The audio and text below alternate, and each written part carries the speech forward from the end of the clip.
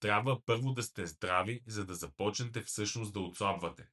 Вие сте с наднормено тегло, защото някоя част от тялото ви не е съвсем здрава или по-скоро не работи съвсем правилно. С други думи, сърдечни заболявания, диабет, артрит, инсулт и така нататък и затлъстяване включително са резултат. Те са симптоми на едно и също нещо. Болно и неработещо тяло. По някакъв начин някой е определил затлъстяването като първопричина или болест, когато в действителност то е ефект или резултат от нещо друго. Проблемът с това да се нарича болест е, че започва да се лекува с лекарства. Ако имате упорит проблем с теглото, имате разбалансирани хормони. Не можете да сте едновременно дебели и здрави. Тялото не може и няма да освободи мазнини, докато не достигне определено ниво на здраве.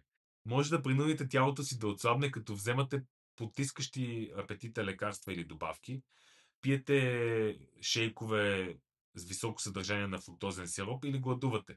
Но това не би било оптимално дългосрочно решение, защото ще ви създаде по-големи проблеми в бъдеще. Или ако започнете веднага с диети, като предимно калориен дефицит и така нататък, така наречените нискокалорични рецепти или фитнес упражнения, разбира се, но без първо да откриете какъв е проблемът ви, няма да е най-добрият подход. Отслабването би било много по-трудно, защото ще се фокусирате върху грешната цел – сваляне на тегло. Правилната цел е да оздравите жлезите и хормоните си. Отслабването след това ще дойде като естествен резултат от по-здраво тяло.